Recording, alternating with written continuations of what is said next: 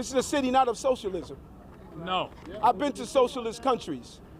This is a city where you could come as a dishwasher and you can own a chain of restaurants. These are directly from their charter. Defund the police, cut budgets annually towards zero. Obviously, these are dramatic proposals that are reckless and they are dangerous. Welcome back to Inside City Hall. As you just heard, candidates in the race for mayor have been targeting Zohran Mamdani's ties to the New York City Democratic Socialists of America. Mamdani's rivals have drawn attention to his support for decriminalizing sex work or creating government-run grocery stores and, of course, freezing the rent. But just how much of Mamdani's platform is based on the DSA's charter or goals? Here to talk more about this is a special panel. Gustavo Gordillo is the co-chair of the New York City DSA. Batul Hassan is a steering committee member at the DSA and serves as the labor director at the Climate and Community Institute. Welcome to the program. Good to see you. You don't look very dangerous to me, but let's get into it. The National DSA's website describes democratic socialism as, quote, a system where ordinary people have a real voice in our workplaces, neighborhoods, and society. What would that look like in New York City? I think in New York City, it would start with something like the agenda that Zohran ran for mayor on. We're seeing that in New York City, working class people are increasingly struggling to make a living. It doesn't feel like a city where working class people are free to pursue their dreams, to pursue even making a decent livelihood. And democratic socialism is about empowering ordinary working class people. That's been at the root of Zohran's agenda. It's why we chose to run on a platform of affordability, because this is the central crisis facing normal people in the city, which has become a playground for the rich. So now, to the extent that there are institutions that are out there, as imperfect as they may be, there are political clubs, there's labor unions, there's community organizations of many kinds that are out there. What's been missing? What is the DSA adding that you think is missing from the scene here in New York? Yeah, well, if you come to a DSA meeting, which everyone is welcome to do, you'll see that it's composed of New Yorkers from all kinds of backgrounds, all walks of life, all neighborhoods in the city, who share a goal of building a better world, and that happens in many different ways. I first joined DSA 8 years ago because I was trying to figure out how to organize a workplace in my union, and I went to DSA to learn the skills and gain the tools and build the relationships to make that happen.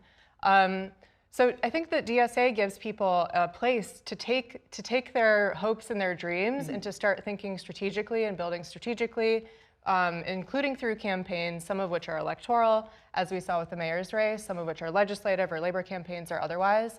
But it gives working class people a place to actually enact the world that they want to see. Okay, and now I saw a notice that you recently passed 10,000 in membership for the New York City chapter. Is that about right? Is that? We're nearing 11,000 at this point, and we think we'll probably double our membership from what it was when we first launched the mayoral campaign. So now, what would you say to a dyed-in-the-wool working-class Democrat who says, why don't you create your own party line? Why do it this way? Why go into somebody else's organization, meaning the Democratic Party, and try and insert your values instead of building out your own party? I think what we're seeing currently is a third of the people in this country do not support the direction that it's going in. And it's not just the Republicans who are to blame for that. Of course, Trump is leading an assault on the working class, but the Democrats as well, through their failure of leadership, are the ones who allowed Trump to rise in the first place. Our commitments are to the working class, and working class priorities, they're about wages, they're about how can I stay living in my apartment, how can I get to work, how can I pay for childcare so that my kids can grow up in the city and I don't have to to move into the suburbs.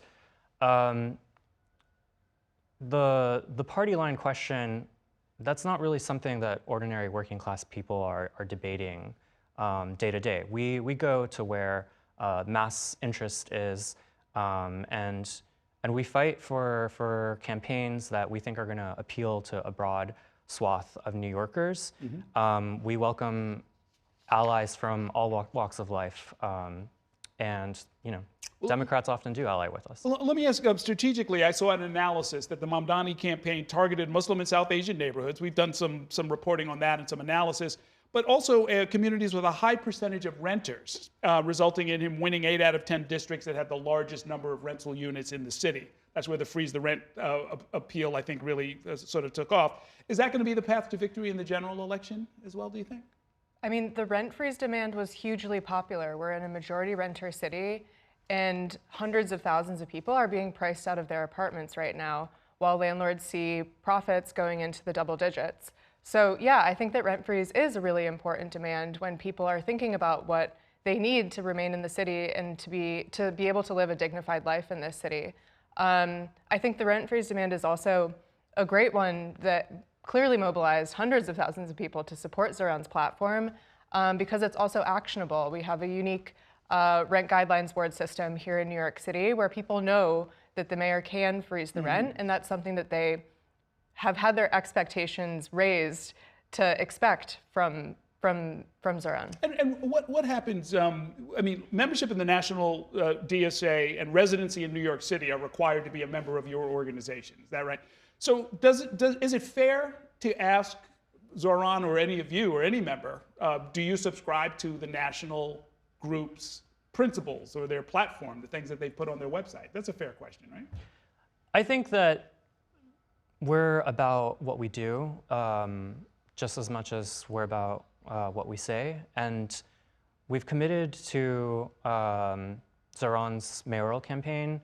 In the past, some of our priority campaigns have been around taxing the rich, which we've done successfully in New York State. We've passed climate law legislation to build renewable energy with union labor.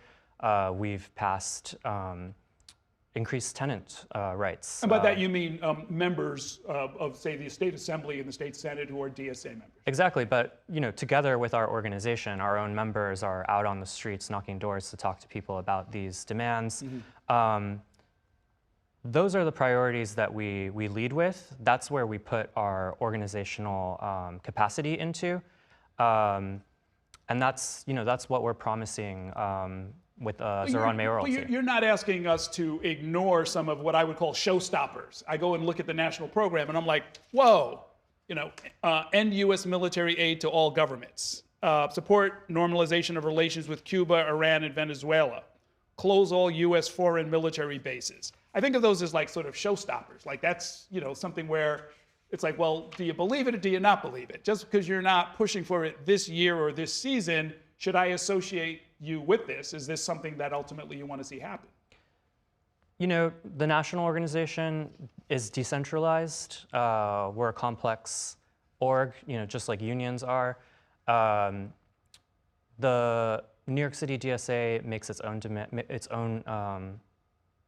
commitments, but democratically, our members vote on what we're going to campaign for. And that's how we're going to proceed. I'm thinking, especially in the business and political leadership in New York, the ones who are freaked out by the rise of Mamdani or who are concerned about your organization, are they in a way sort of doing you paying you the compliment of taking you seriously? Well, it's not just a compliment. I think it's real. I also think that we're proud of a lot of our endorsed electeds, for example, who have been a presence in New York State politics since 2018. And I think that a lot of New Yorkers know what we're about because they see us. They see our electeds, like my state senator is a DSA endorsed member of the organization, Jabari Brisport, our city council people. They see what it means to be a socialist elected. And fundamentally what that means is standing on the sides of the workers against the billionaire class and against this version of a city that's turning into a playground for the rich, while so many people can't afford to pay their rent, can't afford to buy their groceries, can't afford to raise their kids in this city. So that's fundamentally our position that we take. Okay, we're going to wish you the best of luck. We'll see you out on the campaign trail. They'll continue to kick your name around. If you think it's being used wrongly, please contact us. We'll, sort of try and keep this conversation going. Thanks so much for coming by. Thank you.